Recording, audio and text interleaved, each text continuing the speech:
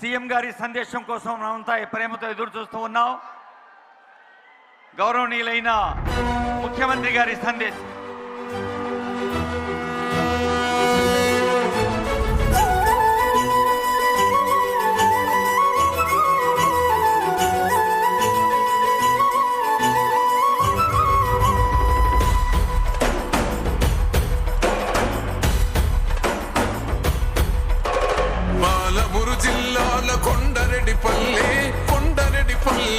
కొండరెడ్డిపల్లెలో కొన్నదొక తల్లే పాలమూరు జిల్లాల కొండరెడ్డిపల్లె కొండరెడ్డిపల్లెలో కొన్నదొక తల్లే పాలల్లో పౌరుషం పోసినాదో పెద్ద పులిలాగా ఖాండ్రించి లేసినాడే పోరు కథలన్నీ సిననాడు చెప్పినాదో పోరు మీద తన పోరును నడిపినాడే ధరణిపై నినదించి తప్పునే ఎదిరించి బెదిరించి నిలదీసినాడే రంగులు అద్దిన సేతితోనే మూడు రంగుల జెండా ఎగరేసినాడే రేవంతన్న చూడే గర్వమెక్కిన గడికి గుండైనాడే దండైనాడే గర్వపడేలా గడ్డ పాలిస్తూ ఉండే రేవంతన్న చూడే. జై కాంగ్రెస్. ఇంకా గట్టిగా మిత్రులారా, ఖమ్మం సత్తా చూపియాలి. జై కాంగ్రెస్.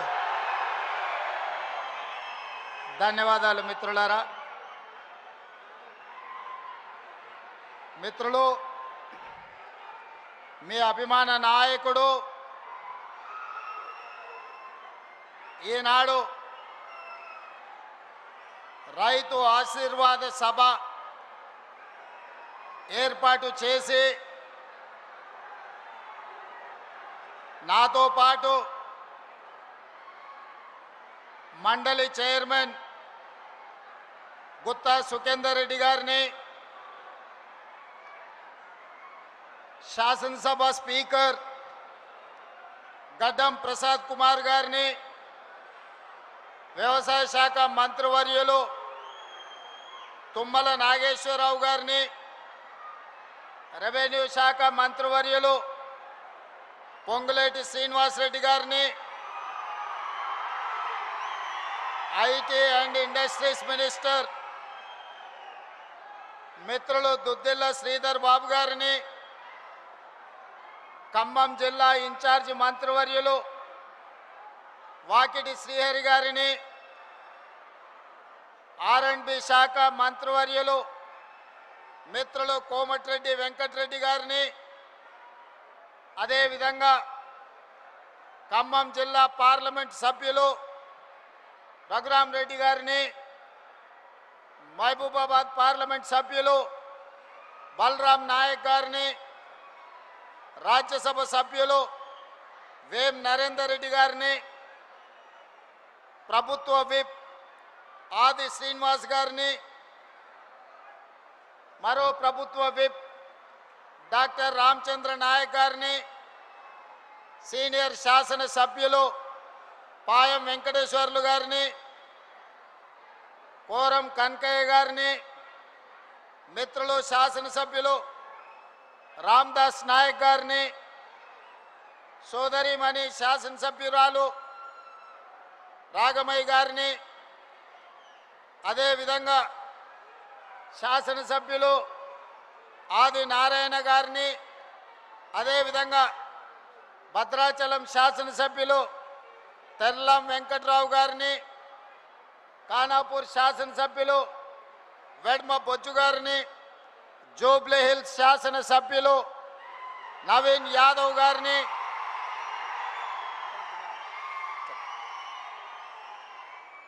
అదేవిధంగా శాసన మండలి సభ్యులు శంకర్ నాయక్ గారిని,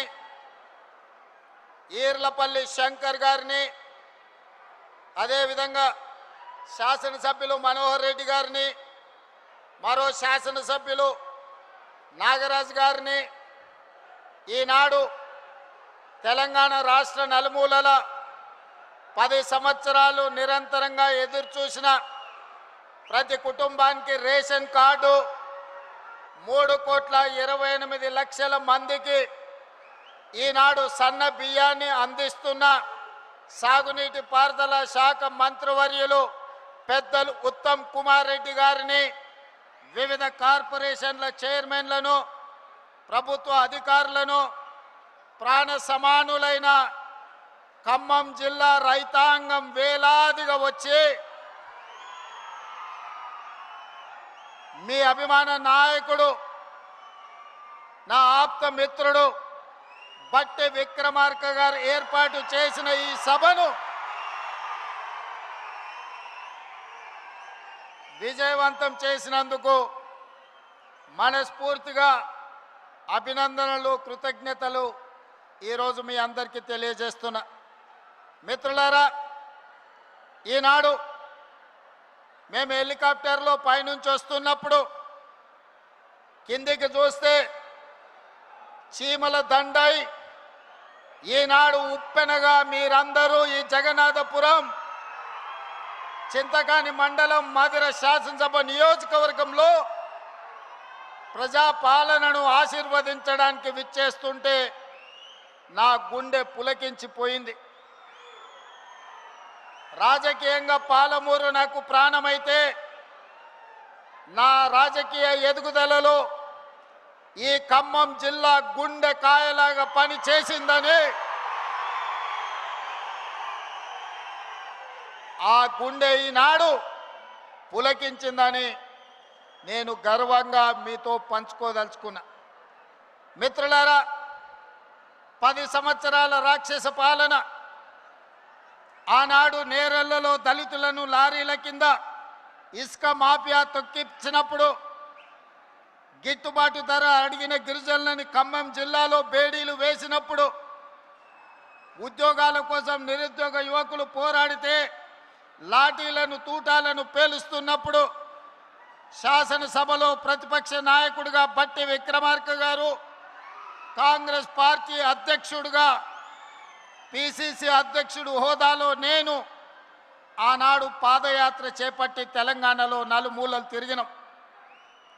సరిగ్గా జూలై మాసం 2023 నాడు ఖమ్మం పట్టణంలో ఒక అద్భుత సన్నివేశం జరిగింది. ఆనాడు ఆదిలాబాదులో మొదలైన మిత్రులు బట్టి విక్రమార్క గారి పర్యటన ఖమ్మం జిల్లాలో ముగింపు సందర్భంగా మిత్రుడు, మీ అభిమాన నాయకుడు సోదరుడు పొంగులేటి శ్రీనివాసరెడ్డి గారు కేసీఆర్ను, బీఆర్ఎస్ పార్టీని 100 అడుగుల గోతి తీసి పాతి పెట్టడానికి కంకణం కట్టుకొని ఇక్కడి నుంచి కూతవేటు దూరంలో ఆనాడు సమావేశాన్ని ఏర్పాటు చేసి మన అభిమాన నాయకుడు, కాబోయే భారత ప్రధాని రాహుల్ గాంధీ గారిని ఆహ్వానించినప్పుడు ఈ ఖమ్మం జిల్లా ప్రజలు లక్షలాదిగా ఉప్పెనై కమ్మేసి ఆనాడు బీఆర్ఎస్ను బందబెట్టిన మాంతు జూలై మాసం 2023 సరిగ్గా 36 నెలలు పూర్తి చేసుకున్న సందర్భంగా ఇదే జూలై మాసం 2026 నాడు చింతకాని మండలంలో మళ్ళీ ఆశీర్వాద సభ పెడితే వేలాదిగా మీరు ఉప్పెనై కమ్మేసి బీఆర్ఎస్ను మొలక ఎత్తనీయము. ఖమ్మం జిల్లాలో బీఆర్ఎస్ అనే పదము నిషేధించబడ్డది. ఈ ఖమ్మం జిల్లాలో ఈ విషపు మొక్కను మళ్ళీ మొలకెత్తనీయమని ఈనాడు ఒట్టేయడానికి విచ్చేసిన మా ఖమ్మం రైతాంగానికి మనస్ఫూర్తిగా నేను కృతజ్ఞతలు తెలియజేస్తున్నా. మిత్రులారా, ఇవాళ ఈ సభ ఆషామాషి సభ కాదు.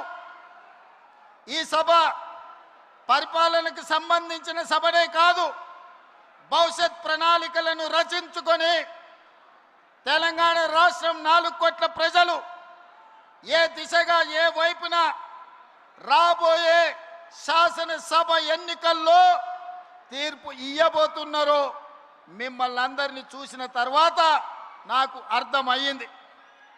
చాలామంది మీడియా మిత్రులు ఈడ ఉండొచ్చు, లేదా హైదరాబాదు నగరంలో ఉండి చూస్తున్న మీడియా మిత్రులకు నేను ఒక అంశాన్ని గుర్తు చేయదలుచుకున్నా.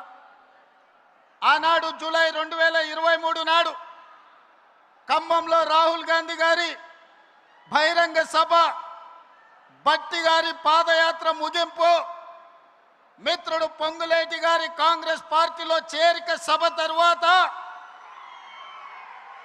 గాంధీ భవన్లో పాత్రికేయ మిత్రులు నన్ను కలిసిండ్రు. వాళ్ళతో చర్చాగోష్ఠి జరిగినప్పుడు కాంగ్రెస్ పార్టీకి ఉప ఎన్నికల్లో డిపాజిట్లు రావడం లేదు, భారతీయ జనతా పార్టీ వేగంగా వస్తుంది, బీఆర్ఎస్ కేసీఆర్ మాయ మాటలు మూటలతో ఎన్నికలకు వస్తున్నాడు, ఆ మాయ మాటలకు బీఆర్ఎస్ ఎన్నికల్లో పెట్టే మూటలను మీరు ఎట్లా తట్టుకొని ఎన్నికల్లో మీరు గెలుస్తారని నన్ను అడిగారు.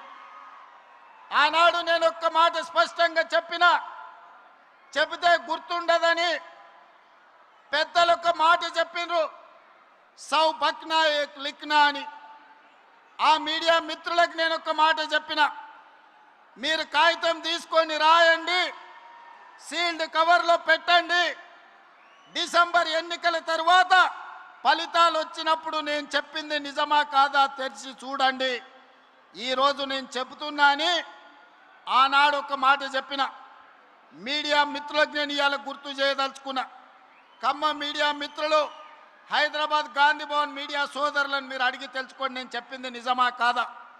ఆనాడు నేను ఒక్క మాట చెప్పిన, రాబోయే ఎన్నికల్లో ఖమ్మం సభ చూసిన తర్వాత కాంగ్రెస్ పార్టీకి 65 ఎమ్మెల్యేలు గెలుస్తారు, సిపిఐ పార్టీ 1 సీటు గెలుస్తుంది, బీజేపీ 8 నుంచి 9 సీట్లు గెలుస్తాయి, ఎంఐఎం 7 లేక 6 సీట్లు గెలుస్తాయి, మిగిలినవి మాత్రమే కేసీఆర్ భజన పరులు గెలుస్తారని నేను చెప్పిన.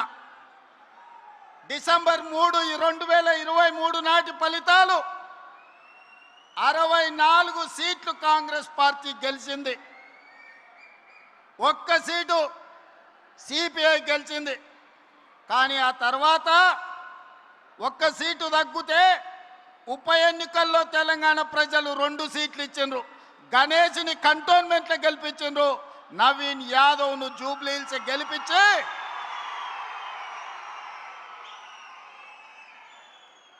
64 సీట్లను 66 సీట్లు చేసిరు. ఆనాడు నేను చెప్పిన జోస్యం, ఆ తర్వాత పార్లమెంట్ ఎన్నికలు వచ్చినప్పుడు సూటిగా చేవెళ్ళ గడ్డ మీద నుంచి సవాలు విసిరిన, కేసీఆర్ రాసి పెట్టుకో, పార్లమెంట్ ఎన్నికల్లో నీకు గుండు సున్నా, నీకు పంగనామాలు పెట్టిస్తే తెలంగాణ ప్రజలతోనని. పార్లమెంట్ ఎన్నికల్లో చెప్పింది చేసినాం, బీఆర్ఎస్కు గుండు సున్నా ఇప్పించినాం తెలంగాణ ప్రజలతోటి. సర్పంచ్ ఎన్నికల్లో 2/3 మెజారిటీ గెలుస్తామని చెప్పినాం. మున్సిపల్ ఎన్నికల్లో 85-90% గెలుస్తామని చెప్పినాం. ఆనాటి 2023 ప్రభుత్వ ఏర్పాటు నుంచి మొదలు పెడితే పార్లమెంట్ ఎన్నికలు కావచ్చు, పంచాయతీ ఎన్నికలు కావచ్చు, మున్సిపల్ ఎన్నికలు కావచ్చు, తెలంగాణ ప్రజలు కోరుకున్నదే, తెలంగాణ ప్రజల గుండె చప్పుడు ఇన్న ఈ ప్రజా ప్రభుత్వం చెప్పింది చెప్పినట్టుగా ప్రజా తీర్పుని ఇప్పించడం ద్వారా పాపాల బైరోడుని ఫామ్ హౌస్లో బంధించినాం.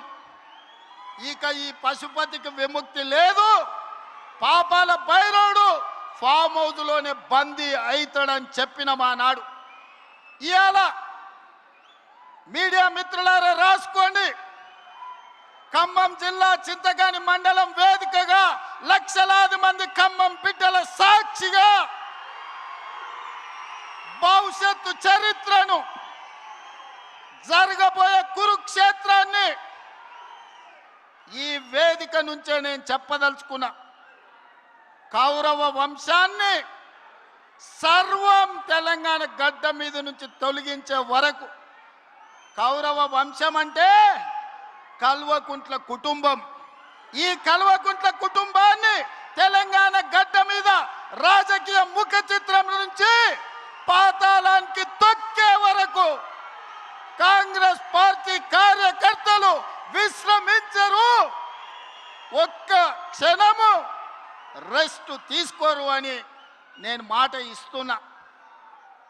మీడియా మిత్రులారా, ఈనాడు కేంద్రంలో జరుగుతున్న రాజకీయ పరిణామాలు మనం చూస్తున్నాం. నరేంద్ర మోడీ, అమిత్ షా గారు మమతా బెనర్జీ పార్టీని చీల్చడం, ఆ పార్టీని చీల్చడం, ఇతర పార్టీలను లొంగదీసుకోవడం, వాళ్ళు అనుకున్న సీట్లు పెంచాలన్న బిల్లును రాబోయే పార్లమెంటులో ఎట్లయినా సరే బెదిరించైనా అదిరించైనా లొంగ తీసుకొనైనా బిల్లు ఆమోదింపు చేసుకోవడానికి సర్వశక్తులు ఒడ్డుతున్నారు.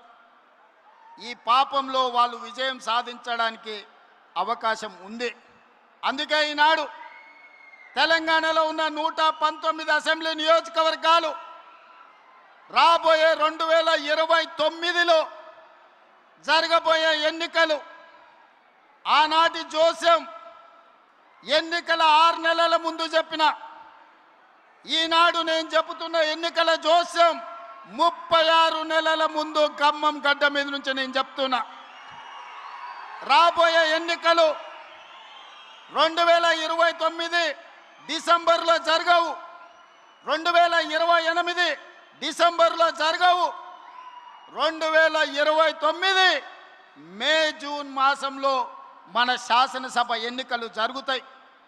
తెలంగాణ రాష్ట్రంలో ఉన్న 17 పార్లమెంట్లు సీట్లు 26 పార్లమెంట్లుగా మారుతాయి.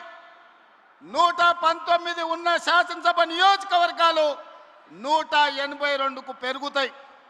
ఈరోజు చెప్తున్నా, 182 శాసనసభ నియోజకవర్గాలలో 117 సీట్ల పైన గెలిచి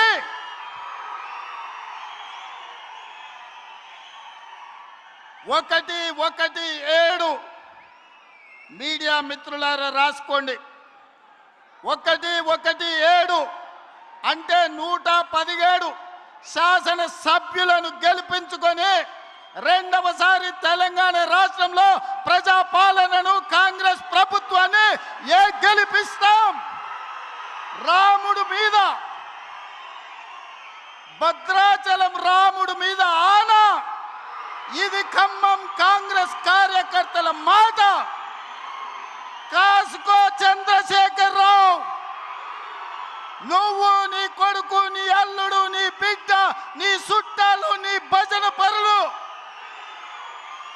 నీ ఒప్పందాలు, నీ దొంగ సర్వేలు చేసే దొంగ ఏజెన్సీలతో సహా గుర్తు పెట్టుకోండి. ఈ తారీఖు జూలై 10, 2026 నాడు మాట చెప్తున్నా.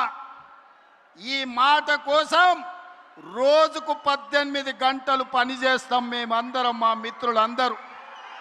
ఒక్క క్షణం కూడా ఆలుపెరగము, ఆలస్యం చేయము, ఎవరిని కూడా అన్యాయం జరగనీయం. తెలంగాణ ప్రజలకు, దళితులు, గిరిజనులు, ఆదివాసీలు, బలైన వర్గాలు, మైనారిటీలు, మహిళలు, రైతులు, విద్యార్థులకు ఈ సంక్షేమ ప్రభుత్వం, ఈ ప్రజాపాలన ఒక సుభిక్షమైన పరిపాలన అందిస్తుంది, రామరాజ్యాన్ని తీసుకొస్తుంది. ఆనాడు మీ అందరికీ తెలుసు, వరేసుకుంటే ఉరేసుకున్నట్టే అని చంద్రశేఖరరావు అన్నాడు. ఈనాడు ఉత్తమ్ కుమార్ రెడ్డి గారు, బట్టి విక్రమార్క గారు, తుమ్మల నాగేశ్వరరావు గారు వరేసుకుంటే 500 రూపాయల బోనస్ ఇచ్చి చివరి గింజ వరకు కొంటాం. దేశంలోనే తెలంగాణ రాష్ట్రాన్ని ఆదర్శంగా నిలబెడతామని చెప్పిండ్రు. ఇవాళ సన్న బియ్యమే కోట్లాది మంది ప్రజలకు బుక్కెడు బువ్వ పెట్టే కార్యక్రమం జరుగుతుంది.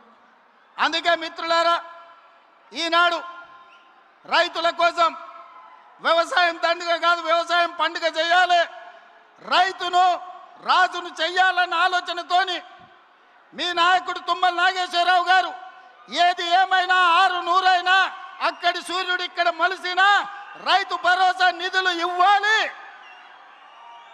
మీరు సహకరించాలని నన్ను బట్టి గారిని అడగడం జరిగింది. అందుకే పోయిన సంవత్సరం జూన్లో 9 రోజుల్లో 9,000 కోట్లు రైతు భరోసా మీ ఖాతాలో వేయడం జరిగింది. ఈ సంవత్సరం కూడా ఇదే ఖమ్మం మధుర నుంచి 30 తారీఖు నాడు జూను రైతు భరోసా ఖాతాలో నిధులు వెయ్యాలి అంటే ఆనాడు మీ అభిమానానికి వర్ణ దేవుడు కూడా ప్రసన్నమై మనకు వర్షం కురిపించడంతో ఇక్కడ ఈ ప్రాంగణంలో సభ పెట్టుకోలే, కానీ నిధుల బదిలీ వాయిదా వేయలే.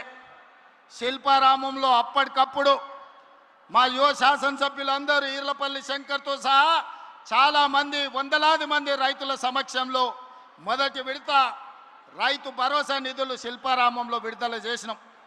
సరిగ్గా 9 రోజుల సమయంలో ఈనాడు ఇక్కడ సభ పెట్టి చివరి విడతగా 9 రోజుల్లో 9,000 కోట్ల రూపాయల రైతు భరోసా మీ ఖాతాలో వేసినాం. సోదరులారా, ఇవాళ రైతు భరోసానే కాదు, రైతు బీమా ఉండొచ్చు, రైతు భరోసా కావచ్చు, రైతు రుణమాఫీ కావచ్చు, రైతు గిట్టుబాటు ధర కావచ్చు, రైతు బోనస్ కావచ్చు, రైతుకు ఉచిత కరెంటు కావచ్చు, అదేవిధంగా అకాల వర్షాల వల్ల పంట కొట్టుకపోతే రైతు నష్ట పరిహారం కావచ్చు.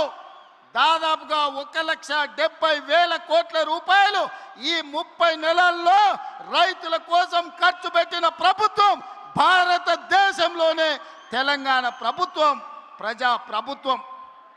ఆనాడు 10 ఏళ్లలో నెలకు 2,500 కోట్లు వాళ్ళు ఖర్చు పెడితే 30 నెలల్లో ప్రతి నెలకు 5,525 కోట్ల రూపాయలు, దాదాపుగా 1,70,000 కోట్ల రూపాయలు ఈరోజు తెలంగాణ రైతాంగానికి ఖర్చు పెట్టినమని నేను ధైర్యంగా ఈరోజు చెప్పదలుచుకున్నా. మిత్రులారా, 25,35,000 మంది రైతులకు 20,617 కోట్ల రూపాయలు, 2 లక్షల వరకు రైతు రుణమాఫీ చేసిన ప్రభుత్వం మన ప్రభుత్వం. 30 నెలల్లో రైతులకు ఉచిత కరెంటు కోసం ప్రతి నెల 1,000 కోట్లు, 30,000 కోట్ల రూపాయలు రైతుల కోసం ఉచిత కరెంటు చెల్లించిన ప్రభుత్వం కాంగ్రెస్ ప్రభుత్వం. ఇంతకుముందే మిత్రుడు బట్టి విక్రమార్క గారు ఒక మాట చెప్పారు. ఆనాడు ఎన్నికల్లో దుర్మార్గులు విష ప్రచారం, తప్పుడు ప్రచారం, కాంగ్రెస్ వస్తే కరెంటు ఉండదన్నారు. ఇవాళ కల్వకుంట్లలో నేను అడుగుతున్నా, కరెంటు వైరు పట్టుకో కాకిలాక మాడి మసైపోతావా లేదా నేను చూస్తా. అది రాత్రైనా పొద్దునైనా ఎప్పుడైనా ఉచిత కరెంటు మా పేటెంట్. ఆనాడు 2004 ఎల్బీ స్టేడియంలో డాక్టర్ వైఎస్ రాజశేఖర రెడ్డి గారు మొట్టమొదటి సంతకం పెట్టి రైతాంగానికి ఉచిత కరెంటు అందించి రైతుల మీద ఉన్న 1000 కేసులను తొలగించి 1,400 కోట్ల రూపాయల రైతుల బిల్లులను మాఫీ చేసి మొట్టమొదటి సంతకం సువర్ణ అక్షరాలతో పెట్టింది వైఎస్ఆర్ కాదా, కాంగ్రెస్ ప్రభుత్వం కాదా అని నేను అడుగుతున్నా. వెనుకటికెవడో తలాతోక లేనోడు తాత దగ్గరకు వచ్చి నీకు దగ్గు నేర్పుతా అని చెప్పిండంట. తాత వాడిని చూసి సుట్ట చేతికిచ్చినాడు, ఈ సుట్ట పిలిచిరా ఒకసారి పిల్లగాని. సుట్ట పిలిచి కళ్ళు తిరిగి బోర్ల బొక్కలు పడ్డాడంట. అట్లనే ఉచిత కరెంటు గురించి ఈరోజు కేసీఆర్ వాళ్ళ బంట్రోతులు వచ్చి మనకానే చెప్పేది. 10 ఏళ్ళు ఉచిత కరెంట్ ఇచ్చి రైతులను ఆదుకున్న కాంగ్రెస్కు ఉచిత కరెంటు పేటెంట్ రైట్ అయితే మనల్ని కాదని దాన్ని కొట్టేద్దామని చూసారు. ఇవాళ అందుకే ఉచిత కరెంటుతో పాటు రైతులు పండించిన పంట 500 బోనస్ కింద 3,500 కోట్లు, రైతు బీమా కింద 1,000 కోట్ల రూపాయలు, ఇలా చెప్పుకుంటూ వెళ్తే రైతులను ప్రతి సందర్భంలో కష్టం వచ్చినా నష్టం వచ్చినా రైతు బాగుంటేనే ఎత్తేడ్చిన వ్యవసాయం, రైతేడ్చిన రాజ్యము బాగుండదని పెద్దలు ఎట్లయితే చెప్పినరో రైతు కళ్ళల్లో ఆనందం చూడాలి. ఆ రైతుల ఆనందమే మా ఆశీర్వాదము. ఈ రైతు ఆశీర్వాద సభ అని ఈనాడు సభను ఏర్పాటు చేసుకున్నాం. కుళ్ళు కుతంత్రాలు, కుట్రలు, తప్పుడు ప్రచారాలు, ఇంట్లోనే పోటాపోటీ, ఒకని మీద ఒకనికి నమ్మకం లేదు. వాడిని చూస్తే వీడు, వీడిని చూస్తే వాడిని నమ్మడు. వాడో గుంపు, వీడో గుంపు. ఈ గుంపులలో గిల్లి కజ్జాలు. మన కన్నెపల్లి కోయిండు, మేడిగడ్డల నీళ్లు నింపండి, కన్నెపల్లి ఎత్తండి. అరే బుర్రత కూడా, ఒకవేళ మేడిగడ్డల గేట్లు దించి నీళ్లు నిలబెడితే మేడిగడ్డ ఇప్పటికే కుంగిపోయింది. రేపు తెగిపోతే భద్రాచలం రాముడే ఉండర్రా. 44 ఊర్లు ఖమ్మం జిల్లాలో కొట్టుకోపోతే దుర్మార్గుడా. నీ లుచ్చ రాజకీయాల కోసం మేడిగడ్డ నింపాలి, భద్రాచలం కొట్టుకుపోయేటట్టు చెయ్యాలా అని అడిగితే నోట్లో మాట లేదు. తెల్లారే వాళ్ళ బావ వచ్చాడు. ఇక ఈ బామ్మార్దులు వెనుకడికి ఎవడో ఉన్నాడంట. బామ్మార్ది తపస్సు చేసిండు.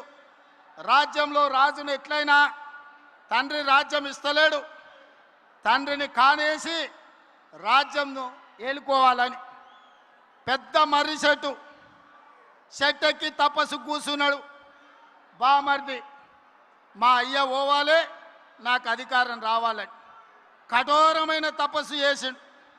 ఆ తపస్సుకు దేవుడు ప్రత్యక్షమయ్యే పరిస్థితి వచ్చింది. బావకు తెలిసింది బ్రహ్మదేవుడు వచ్చేటట్టే ఉండు, బామ్మార్దికి వరం ఇచ్చేటట్టే ఉండని. మళ్ళీ నేను బయట ఉంటే ఆగమైతాని వాడు వచ్చి చెట్టు కింద కూర్చున్నాడు, ఏర్ల కాడ ఊడల కాడ.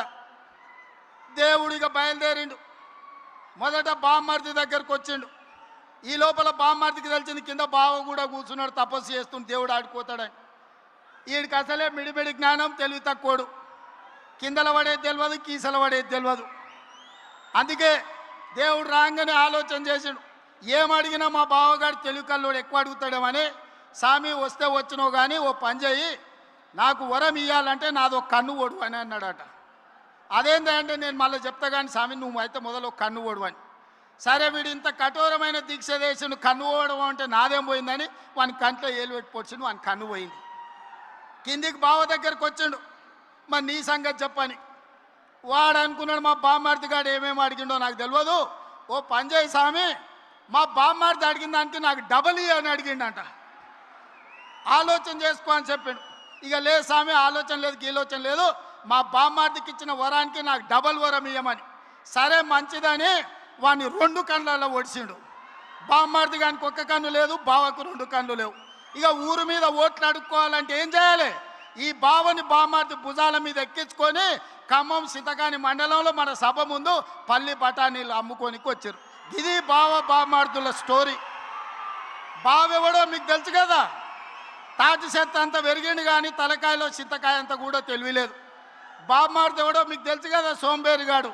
సాయంత్రం అయితే పబ్బులు, పొద్దుటిపూట పోతే గప్పు పనులు. ఇంతకు మించి ఏమైనా చేసిండా? వీళ్ళు కాంగ్రెస్ను ఓడిస్తాం, కాంగ్రెస్ రేవంత్ రెడ్డి సర్వే చేసుకుంటే మేం గెలుస్తున్నామని వచ్చిందని మాట్లాడుతున్నాం. అన్నం తినేటోడు ఎవడన్నా ఎన్నికలు ఎన్నడు ఉంటాయో తెలియకుండా, ఎవడు పోటీ చేస్తాడో తెలియకుండా, ఏ రిజర్వేషన్ ఉంటుందో తెలియకుండా, ఎన్ని సీట్లు పెరుగుతాయో తెలియకుండా, ఎన్నికలలో ఏం చెప్తామో తెలియకుండా ఎన్నికల సర్వేలు చేసి ఎవడు గెలుస్తాడో నిర్ణయిస్తాడంట. జూబ్లీ హిల్స్లో గిట్లనే చెప్పిండు, సర్వే చేసినాం గెలుస్తున్నాం, ఇది రెఫరెండం అని. ఏమైంది? జూబ్లీ హిల్స్లో బండకేసి కొట్టిండ్రు. ఇగో గీనే నవీన్ యాదవ్ ఉన్నాడు 25,000 ఓట్లతో గెలిచి.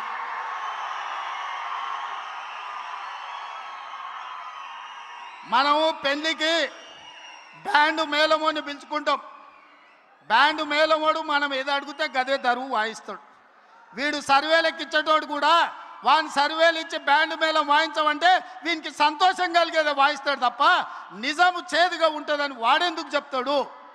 అసలు వాళ్ళయ్యా ఆయల్లా రెండోసారి ప్రభుత్వం వచ్చినప్పుడు హరీష్ రావును మంత్రిని చేయనికే 1 ఏడాది పట్టింది. ఆయల్లా పార్టీలకు వెళ్ళే మెడల్ పట్టి దొబ్బాలని చూసిరు. ఇవాళ కన్నెపల్లి పోతుంటే కేటీఆర్ హరీష్ రావుని ఎంబడి తీసుకపోలే. ఆల్రెడీ హరీష్ రావు బీజేపీలతోని సందపూసుకేస్తూనే ఉన్నాడు, చీకట్ల మాట్లాడుతూనే ఉన్నాడు. కాదని భద్రాచలం రావుని మీద ఒట్టేయమని హరీష్ రావును. నేను బీజేపీలతో మాట్లాడతలేను, బీజేపీలకు ఓనని భద్రాచలం రాముడి మీద వాళ్ళ మేనమామ కేసీఆర్ మీద ఒట్టేసి హరీష్ని చెప్పమను. నువ్వేడుంటావో తెలియదు, నీ బావేడుంటాడో తెలియదు. కేసులకు భయపడి నీ పార్టీని బీజేపీలో విలీనం చేస్తామని నీ చెల్లెలే ఒక పక్క నుంచి చెప్తుంది. మీ దొంగ సొమ్ము 1400 కోట్లు ఆంధ్ర కాంట్రాక్టర్ల నుంచి కొల్లగొట్టిరా నీ సొంత చెల్లెలే చెప్తుంది. సిగ్గులేనోడా, ఇన్ని నిజాలు ఇట్లుంటే తెలంగాణ ప్రజలు నీకు ఓటేస్తారు అనుకుంటున్నావా? మా అక్కలకి ఈయనే ఉండ్రు, ఇందిరమ్మ చీరలు కట్టుకొని పాలపిట్టల లెక్క. మా అక్కలందరూ సిద్ధమవుతున్నారు. సలాకి ఎర్ర గాల్చి మీ శివరాసన్ లాంటి వాళ్ళకు వాతలు పెట్టాలని. మీ ఖమ్మంలో కానీ శివరాసన్ ఉన్నాడు తెలుసు కదా, తెలుసా? మీరు ఈడ పువ్వాడ అజయ్ అంటారు, హైదరాబాద్లో ఆయన ఒంటికన్ను శివరాసన్ అంటారు. అట్లాంటి వాళ్ళు చాలా మంది ఉన్నారు. వాళ్ళందరినీ కర్రు కాల్చి సలాకి కాల్చి వాతలు పెట్టడానికే మా అక్కలు సిద్ధమవుతారు. నేను ఒక్కటే చెప్పదలుచుకున్నా, ఆనాటి ప్రభుత్వం చంద్రశేఖరరావు మొదలుపెట్టిన పథకాలు షాదీ ముబారక్, కళ్యాణ లక్ష్మి, రైతు భరోసా, లేకపోతే ఏ పథకమైనా ఈ ప్రభుత్వం రద్దు చేసిందా మీరు ఒక్కసారి ఆలోచన చేయండి. ప్రజలకు ఉపయోగ పథకం ఏదున్నా ప్రజల కోసం, ప్రజల సంక్షేమం కోసం ఆ పథకాలను అమలు చేసినాం. ఆయన రైతు బంధు అంటే సంవత్సరానికి 10,000 అంటే మీ తుమ్మల గారు బట్టి గారు రైతు భరోసా పేరు మీద 2,000 పెంచి సంవత్సరానికి 12,000, 30 నెలల 36,135 కోట్ల రూపాయలు రైతు భరోసా పథకాన్ని కొనసాగిస్తలేమా? ఆనాడు డబుల్ బెడ్రూమ్ ఇళ్ళని ఆనా పిల్లల కోట శ్రీనివాసరావు కథలు చెప్పినట్టు కోడిని పైన కట్టి సద్దన్నం కింద తింటే ఈ డబుల్ బెడ్రూమ్ జోల్ని చెప్పి మనల్ని మోసం చేస్తే మీ అభిమాన నాయకుడు పొంగులేటి శ్రీనివాసరెడ్డి ఇందిరమ్మ ఇండ్లు మొదటి విడత 4.5 లక్షలు, రెండో విడత 2.5 లక్షలు, 7 లక్షల ఇండ్లు కట్టి మీ ఖమ్మం జిల్లాలోనే గిరిజన సోదరుల మధ్యన గృహ ప్రవేశాలు చేసింది నేను కాదా? మీ అభిమానంతో నన్ను ఆదరించింది నిజం కాదా? సన్న బియ్యం భద్రాచలంలో పాయలం వెంకటేశ్వర గారి కాన్స్టిట్యున్సీలో గిరిజనుడి ఇంట్లో సన్న బియ్యంతో బుక్కెడు బువ్వ నేను వచ్చి తినిపోలేదా? ఈ పథకాలన్నీ లేవా? ఆనాడు వాళ్ళు రేషన్ కార్డులు ఇవ్వలే. ప్రతి పేదవాడికి ఈనాడు రేషన్ కార్డు ఇచ్చినాం. ప్రతి పేదవాడికి సన్న బియ్యం ఇచ్చినాం. 50 లక్షల కుటుంబాలకు 200 యూనిట్లు ఉచిత విద్యుత్ ఇచ్చినాం. పేదవాడికి 7 లక్షల ఇందిరమ్మ ఇండ్లు ఇచ్చినాం. పేదవాడికి 20,617 కోట్ల రూపాయలు రైతు రుణమాఫీ 2 లక్షల వరకు చేసినాం. ఆనాడు 1,00,000 రూపాయలు అన్నాడు, 4 విడతలు అన్నాడు, అసలు అన్నాడు, మిత్తి అన్నాడు. చివరికి రైతు చేతిలో అప్పు, రైతు చేతిలో సిప్ప, రైతు తల మీద అప్పు మిగిలిపోయింది. కానీ ఈ ప్రభుత్వం రైతులకు రైతు రుణమాఫీ చేసి చూపించింది. రైతు భరోసా 10,000 ఇస్తే 12,000 ఇచ్చింది. రైతు ఉచిత కరెంటు ఈరోజు మనం ఇచ్చినాం. వడ్ల కొనుగోలులో ఉత్తమ్ కుమార్ రెడ్డి 30 నెలల్లో 80,000 కోట్ల రూపాయలు సివిల్ సప్లైస్ కమిషన్ నుంచి రైతుల కోసం ఖర్చు పెట్టినాం. తెలంగాణ ఉద్యమమే 69 తొలి తెలంగాణ ఉద్యమం, పాల్వంచలో తెలంగాణ ఉద్యమం ఖమ్మం జిల్లాలో పుట్టింది. బంట్రోతు ఉద్యమం కోసం మొదలైన ఉద్యమం తెలంగాణ రాష్ట్రాన్ని సాధించినాం. చంద్రశేఖరరావు మాత్రం నిరుద్యోగుల కళ నెరవేర్చలే. ఈనాడు మొదటి సంవత్సరంలో 67,717 ప్రభుత్వ ఉద్యోగ ఖాళీలు భర్తీలు చేసి ఇంజనీర్లను, డాక్టర్లను, నర్సులను, పోలీసులను వివిధ శాఖల్లో ప్రభుత్వ ఉద్యోగాలు మనం భర్తీ చేసినాం. ఇట్లా చెప్పుకుంటూ వెళ్తే రైతు రుణమాఫీ కావచ్చు, రైతు భరోసా కావచ్చు, రైతు బీమా కావచ్చు, రైతు బోనస్ కావచ్చు, నిరుద్యోగ ఉద్యోగ నియామకాలు కావచ్చు, ఆడబిడ్డలకు 60,000 కోట్ల రూపాయల బ్యాంకు లింకేజ్ కావచ్చు, బతుకమ్మ పేరు మీద ఆడబిడ్డల చీరలలో కూడా కమిషన్లు కొడితే గాడిదలారా ఈడనే తగిలబెట్టిరు. మీరు ఇచ్చిన చీరలు పిట్టలను బెదిరించడానికి పొలాలకు కట్టిరు అన్నాడు. కానీ ఇవాళ గాడ మా అక్క కనిపిస్తుంది పాలపిట్ట రంగు, కెమెరాకి అక్కడ తిప్పుర్రా. మా అక్క పాలపిట్ట రంగు చీర కట్టుకొని వచ్చి షై పైకి ఎత్తింది చూడు. ఇంటాయన కూడా అరే మా ఆమె ఎంత అందంగా ఉందా పాలపిట్ట చీరలు అనుకునే పరిస్థితి. మా అక్క కలకలలాడుతుంది. ఈ తమ్ముడు పండుగ పూట పెట్టిన చీర సారె కింద మా అక్కలు కట్టుకొని ఇవాళ నన్ను ఆశీర్వదించనికి వచ్చారు. ఆర్టీసీలో ఆడబిడ్డలకు ఉచిత బస్సు ప్రయాణం 30 నెలల ఆడబిడ్డల కోసం 11,000 కోట్ల రూపాయలు ఖర్చు పెట్టి ఏ ఒక్కరు కూడా అమ్మగారింటికి పోయినా, అమ్మవారిని దర్శించుకున్నా, రాములోరి దగ్గరికి పోయినా అనా పైసా లేకుండా ఈరోజు ప్రయాణం చేస్తురా లేదా మా అక్కల్ని అడుగురి. అక్క కెమెరా మీద కనిపించేటోళ్ళు చెప్పురి, బస్సులు ఎవరన్నా రూపాయి అడిగినరా? 2 రోజుల్లోనే ముఖ్యమంత్రి అయినప్పుడు చెప్పిన, మీరు బస్సు ఎక్కుండ్రి, కావాల్సిన దగ్గర దిగుండ్రి, ఎవడన్నా మీరు కిరాయి అడిగితే మీ తమ్ముని ఫోటో చూపించుండ్రి, మా తమ్ముడు పట్నం వాళ్ళు ఉన్నాడు, బస్ కిరాయి తెచ్చుకోపో అని. 30 నెలల్లో ఎప్పుడన్నా అడిగినరా అక్క? ఇది 1000 మెగావాట్ల ఉచిత విద్యుత్ యజమానులను చేసినాం. 1000 బస్సులకు ఉచిత ప్రయాణం కాదు, 1000 బస్సులకు మా ఆడబిడ్డలను యజమానులను చేసినాం. పెట్రోల్ బంకులు పెట్టించినాం. శిల్పారామం దగ్గర 1000 కోట్లతోని మా ఆడబిడ్డలకు స్థలం ఇచ్చి వాళ్ళ ఉత్పత్తులను అమ్ముకునేటట్టు చేసినాం. ఇవన్నీ 8,21,000 కోట్ల రూపాయల అప్పులో రాష్ట్రాన్ని మాకు అప్పగిస్తే, అప్పుల ఊబిలో కూరుకుపోయిన రాష్ట్రాన్ని ఒడుపుగా జాగ్రత్తగా తెలవకపోయినా తెలుసుకొని సమయస్ఫూర్తితోని రాష్ట్రాన్ని నడిపించి ఆనాటి ప్రభుత్వం ఇచ్చిన పథకాలే కాదు, ఈనాడు ఈ అన్ని అదనంగా పథకాలను అమలు చేస్తున్నాం. ఇన్ని చేసినందుక మేము ఓడిపోవాలని నేను అడుగుతున్నా. ఇన్ని పనులు చేసినందుక సర్వేలల్లో మీకు అనుకూలంగా ఉందా? నేను అడగదలుచుకున్నా. సన్న బియ్యం తిన్నోళ్ళు, ఇందిరమ్మ ఇల్లు వచ్చిన వాళ్ళు, ఉచిత కరెంట్ వచ్చిన వాళ్ళు, సిలిండర్ 500లకు వచ్చిన వాళ్ళు, ఆర్టీసీలో ప్రయాణం చేసిన మా ఆడబిడ్డలు, ఉద్యోగాలు వచ్చిన మా నిరుద్యోగ యువకులు ఈనాడు మాకు ఓట్లేస్తే బీఆర్ఎస్కు డిపాజిట్లు కూడా దగ్గవు, ప్రతిపక్ష హోదా కూడా రాదు. అవునా? అవునా? అవునా? 20 తారీఖు పైన నేను ఢిల్లీకి వెళ్తున్నా. మల్లికార్జున్ ఖర్గే రాహుల్ గాంధీ గారిని కలుస్తున్నా. రాహుల్ గాంధీ గారిని ప్రధానమంత్రిని చేస్తాం. 26 పార్లమెంట్లు సీట్లలో 20 సీట్లు తెలంగాణ నుంచి మేము అందిస్తామని నేను చెప్పదలుచుకున్నా. మీ అందరు ఆమోదిస్తున్నారా? రాహుల్ గాంధీని ప్రధానమంత్రిని చేద్దామా? రాబోయే ఎన్నికల్లో 26 పార్లమెంట్లో 20 సీట్లు తగ్గకుండా తెలంగాణ నుంచి ఎంపీలను గెలిపిద్దామా? గెలిపిద్దామా? గెలిపిద్దామా? గెలిపిద్దామా? 20 ఎంపీలను గెలిపిద్దామా? 117 ఎమ్మెల్యేలను గెలిపిద్దామా? గెలిపిద్దామా? గెలిపిద్దామా? సిద్ధమేనా? సిద్ధమేనా? సిద్ధమేనా? సిద్ధమేనా? సిద్ధమన్నోళ్ళందరూ చేయి పైకెత్తండి. జై కాంగ్రెస్! జై కాంగ్రెస్! నేను ఒక నినాదం ఇస్తా, మీరు కోరస్ వాడాలి నాతో పాటు. భట్టి గారు చిట్టి పంపించారు, మధురకి ఇంజనీరింగ్ కాలేజ్ కావాలని. ఇక ఇంత పెద్ద సభ పెట్టినాక ఆయన మాట ఖాళీ చేస్తామా? ఆయన అడిగింది ఏం లేదు, కాలేజ్ మా పిల్లల చదువుల కోసం, మా దళితుల, గిరిజనులు, పేదోళ్ళ పిల్లలను ఇంజనీర్లు చేయాలని మా మిత్రుడు తాపత్రయపడుతున్నాడు. ఇంత గొప్ప సభ చేసినాక ఏ నాయకుడైనా కాదంటాడా? అసలే ఆర్థిక మంత్రి ఆయన నల్లద్దాలు పెట్టుకున్నాడు కాబట్టి సరిపోయింది. ఆయన కన్నెర్రగిన చేస్తే బీఆర్ఎస్ భస్మం అయిపోతుంది. సో మా భట్టి గారు అడిగినట్టు మధురకి ఇంజనీరింగ్ కాలేజ్ ఇస్తున్నాం. మీడియా మిత్రులారా ప్రత్యేకంగా రాయండి. చివరగా నా స్లోగన్, నేను ఔరేక్ బార్ అంటే మీరు కాంగ్రెస్ సర్కార్ అనాలి. సరేనా? సరేనా?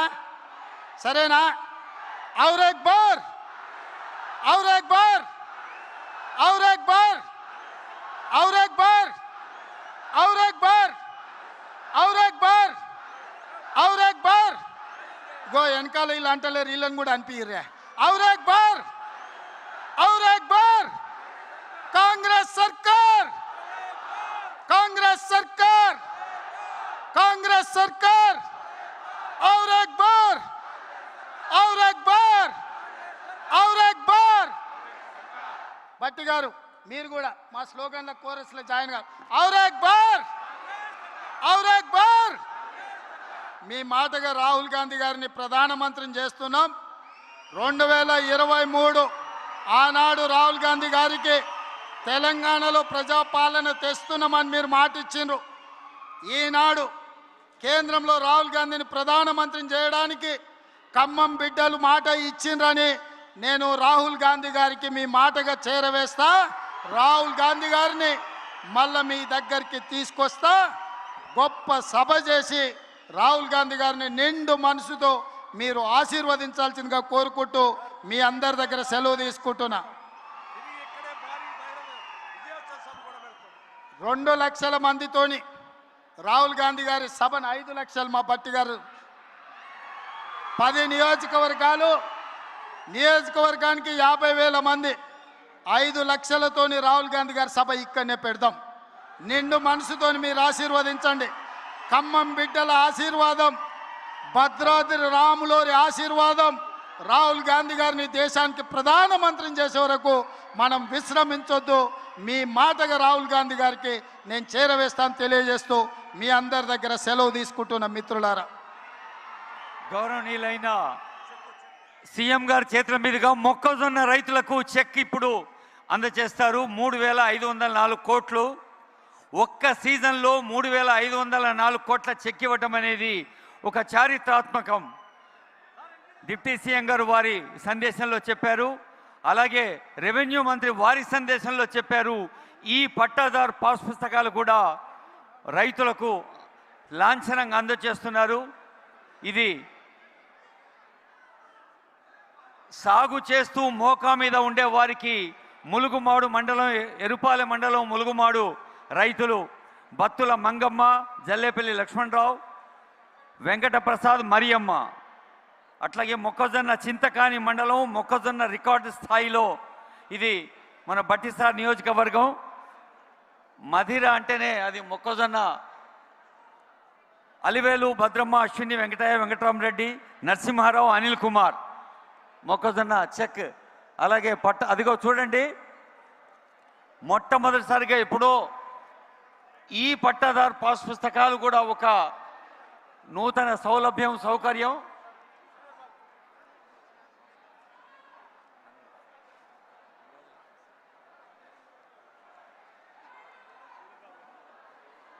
గౌరవనీయులైన ముఖ్యమంత్రి గారి చేతుల మీదుగా రైతులు స్టేజ్ మీద లాంఛనంగా కొందరే అందుకుంటారు.